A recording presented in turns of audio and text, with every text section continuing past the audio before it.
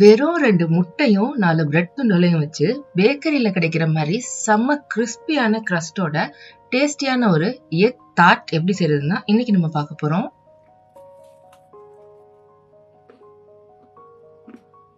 கிரீமியான இந்த egg dart செய்யறதுக்கு உங்களுக்கு அதிக நேரமும் தேவைப்படாது. வாங்க எப்படி செய்யறதுன்னு பார்க்கலாம். நீங்க பார்த்துட்டு இருக்கிறது ஃபிளேவர் ஸ்டுடியோ. நான் ஜாரா.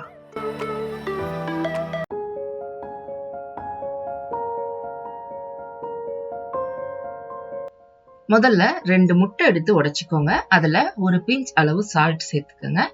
கூடவே 3 தேக்கரண்டி அளவு சுகர் நம்ம சேர்த்துக்கணும். இனிப்பு கொஞ்சம் கூட வேணும்னா நீங்க 4 தேக்கரண்டி வரைக்கும் சேர்த்துக்கலாம்.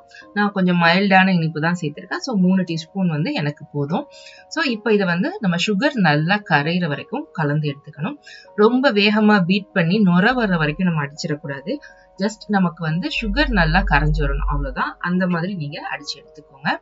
இப்போ இதுல ஒரு 3/4 டீஸ்பூன் அளவு வெனிலா எசன்ஸ் நான் சேர்த்துக்க போறேன். வெனிலா எசன்ஸ் உங்ககிட்ட இல்ல அப்படின்னா நீங்க தாராளமா ஏலக்காய் பவுடர் சேர்த்து செஞ்சுக்கோங்க. ஆனா உங்களுக்கு அப்படியே பேக்கரியில செய்யற டேஸ்ட் வேணும் அப்படின்னு நினைச்சீங்கன்னா கண்டிப்பா வெனிலா எசன்ஸ் தான் யூஸ் பண்ணி ஆகணும்.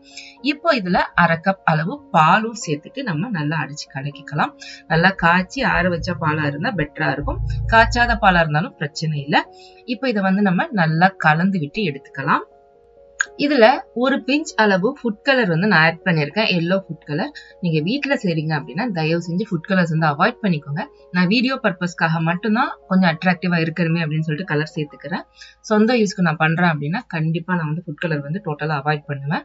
ஸோ ஃபுட் கலர் சேர்த்து நான் நல்லா அடிச்சு கலக்குனதுக்கு அப்புறமா இதுல 1 டீஸ்பூன் அளவு சோள மாவு சேர்த்து நல்லா கலந்து விட்டுக்க போறேன்.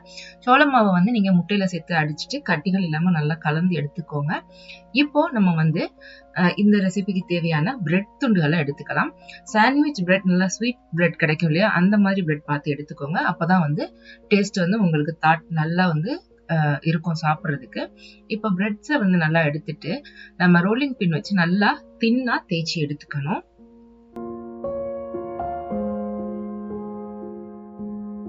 பிரெட்டோட ஓரங்களை கட் பண்ணணும்னு அவசியம் கிடையாது. நீங்க ஜஸ்ட் நல்லா தின் லேயர்ஸா இந்த மாதிரி தேய்ச்சி எடுத்துக்கிட்டா போதுமானது. இப்போ நான் இந்த மாதிரி பேக்கிங் டின்ஸ், சின்ன சின்ன டின்ஸ்ல, ஒரு பவுல் ஷேப்ல உள்ள டின்ஸ்ல நான் இந்த டார்ட் வேக வச்சு எடுத்துக்க போறேன். உங்ககிட்ட ஒருவேளை இந்த மாதிரி டின்ஸ் இல்லைன்னா நம்ம நார்மலா வீடுகள்ல சின்ன சின்ன பவுல்ஸ் இருக்கும் இல்லையா, குழம்பு ஊத்துற பவுல்ஸ் இருக்கும்ல, அதுல நீங்க லைட்டா பட்டரோ அல்லது கீயோ அப்ளை பண்ணிட்டு இதை பேக் பண்ணி எடுத்துக்கலாம். கீ இல்லைன்னா கூட பிரச்சனை இல்லை, நார்மல் ஆயில் கூட நீங்க அப்ளை பண்ணிட்டு இதை வேக வச்சுக்கலாம்.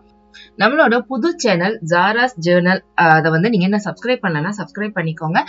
நிறைய இன்ட்ரெஸ்டிங்கான டே இன் மை லைஃப் vlogs, அப்புறம் ஃபுட் ரிவ்யூஸ், ஃபன்னான கேம்ஸ், சேலஞ்சஸ், இப்படி நிறைய வெரைட்டியான வீடியோஸ் அதுல வந்துட்டே இருக்கு. ஆல்ரெடி நம்ம 3 vlogs அந்த சேனல்ல அப்லோட் பண்ணிருக்கோம்.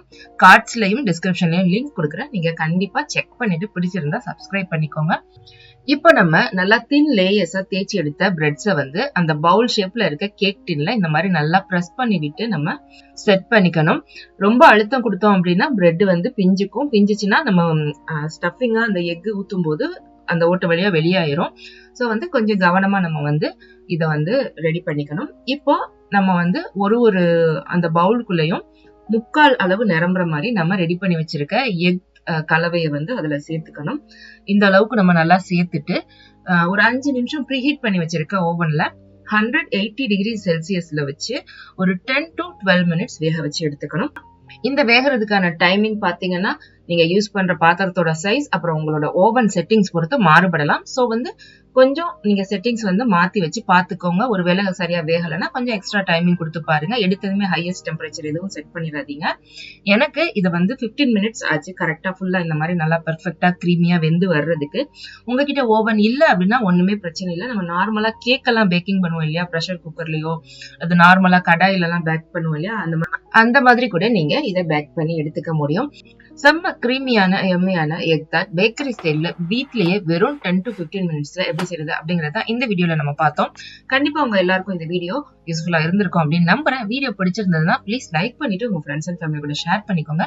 இதே மாதிரி இன்ட்ரெஸ்டிங்கான ஈஸியான நிறைய ரெசிபிஸ் நம்ம சேனல்ல அடுத்தடுத்து வந்துட்டே இருக்கு. அதெல்லாம் நீங்க மிஸ் பண்ணாம பார்க்கணும்னு நினைச்சீங்கன்னா ப்ளீஸ் சப்ஸ்கிரைப் பண்ணிட்டு நோட்டிபிகேஷன் ஆன் பண்ணிக்கோங்க. சோ தட் நம்ம எப்ப புது வீடியோ போட்டாலும் உங்களுக்கு நோட்டிபிகேஷன் உடனுக்குடன் கிடைக்கும்.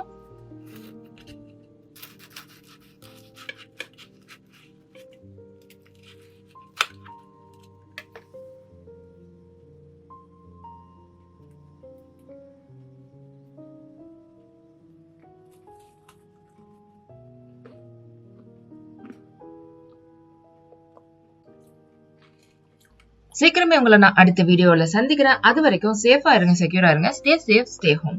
தேங்க்ஸ் ஃபார் வாட்சிங். முதல்ல பிரெட் வந்து ரெடி பண்ணும்போது அந்த பவுல்ல வச்சு நம்ம ப்ரெஸ் பண்ணோம் இல்லையா, அந்த டைம்ல ஒரே ஒரு பிரெட்ல மட்டும் மைல்டா சின்ன ஓட்டை விழுந்துருச்சு. ஸோ அந்த எக் கலவை வந்து வெளியில வந்து இந்த மாதிரி பேக் ஆயிருக்கு. அதுவுமே சாப்பிட்றதுக்கு நல்லா தான் இருந்துச்சு. ஸோ வந்து கொஞ்சம் கவனமா செய்யுங்க.